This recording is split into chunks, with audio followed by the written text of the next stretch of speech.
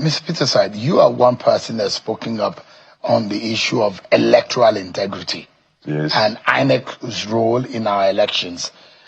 We've got a new INEC chairman, Professor Tuash Amupiton. What are your hopes about that new leadership and the coming elections? There's going to be Anambra Ekiti. You know, I will never say never, but the INEC that was led by Mahmood Yakubu was a national disgrace. Is that fair to say? You just have to go on the IREV. If you have time, I'll take you there myself and show you result sheets that they bring out. Mutilated, change. Sometimes they change figures, they forget to change words, they add up. You see, I heard ex-governor Dixon saying in the Senate, he's now a senator, saying that we have to amend the Electoral Act in some important ways.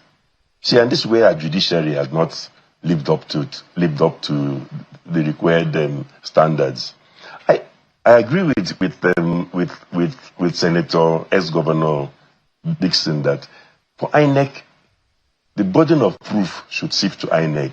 You can't allow a situation where INEC can do anything, bring out rubbish results, mutilated and everything, and then argue that it's for the victim to prove that what they've done is wrong. When a blind man can see that what they've done is wrong.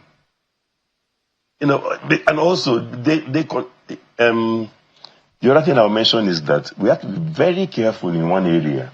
You see, until recently, people felt even if INEC messed this up, the judiciary was your last resort. I think after Edo State elections, I don't think anybody has any faith left in our judiciary.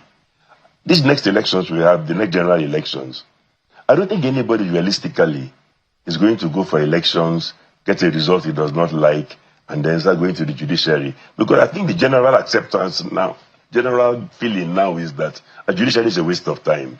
So sadly, what does that mean? We're in a situation where it's close to a time bomb. If INEC messes up, which they have done repeatedly, before people would wait and hope that the judiciary may do something. Now everybody knows that if INEC messes up, you should resort immediately to self-help.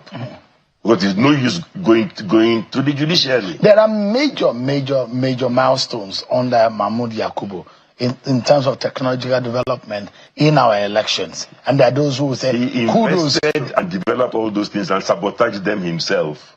Is that fair to say? I will say it repeatedly. INEC sabotage. Why did INEC turn up? How many different stories did they give us when they turned off the servers? First, they claimed hackers. They were telling lies upon lies. So the bottom line was that they were bringing out results. They were loading everything on beavers. A time came when they decided that, hey, you know what? Let's turn off everything and then take result sheets and start manipulating them. I went on TV myself. I was on a Rise TV showing all the result sheets and so manipulated. A blind man could see them. People overseas couldn't believe it. I referred them to the IREV.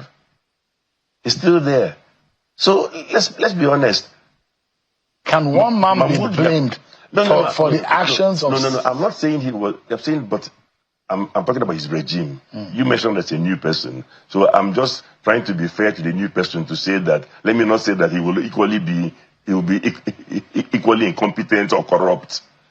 Let me not say that yet because he's yet to carry one election. But guess what? Conduct one election in Nigeria, I'll tell you who you are. With beavers and IREV and so on. Conduct one election, I'll tell you who you are. Please, let's be careful as well. The same INEC under Mahmood Yakubu conducted a show election. I went on IREV, I went through everything. Everything looked prim and proper.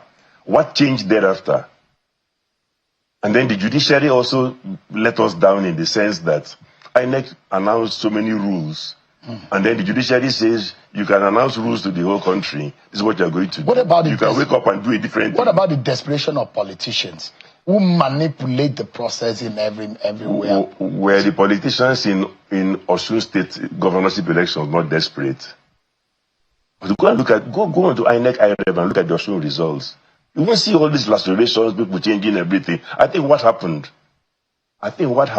was that INEC conducted a free and fair election in Osun State.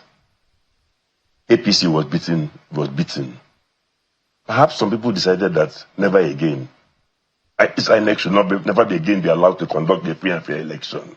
Using beavers, using IREV, everything that they invested in. So it was sabotaged. That's when we had the era of servers being turned off, different stories why the server was turned off or not. So it would mean that we made all the investments in beavers, IREV, and they sabotaged it from inside.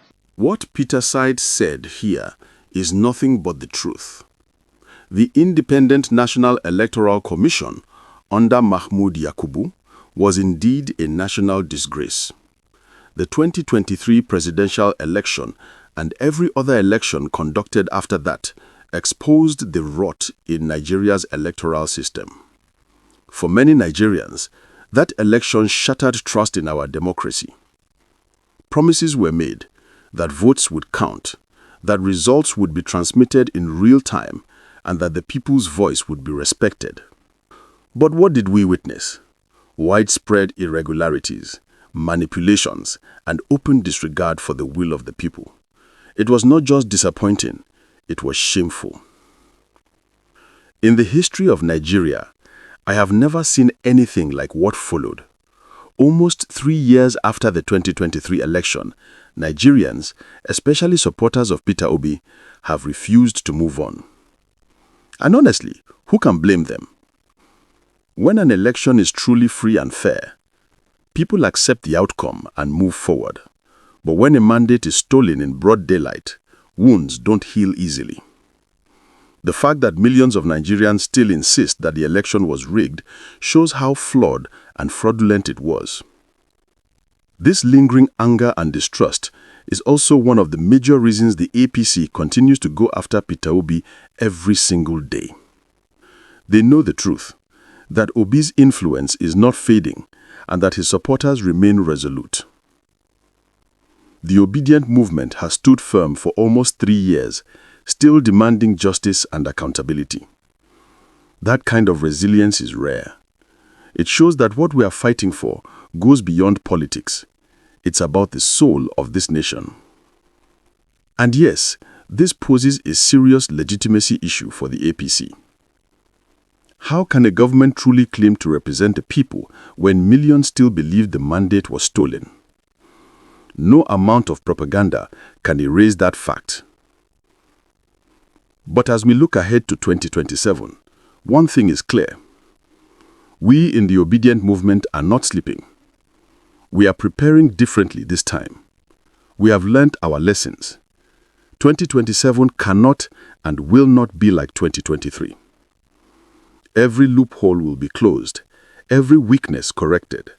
We will guard our votes, protect our mandate, and ensure that the will of the people truly prevails. Nigeria deserves better. And together, we will make sure that better finally comes in 2027.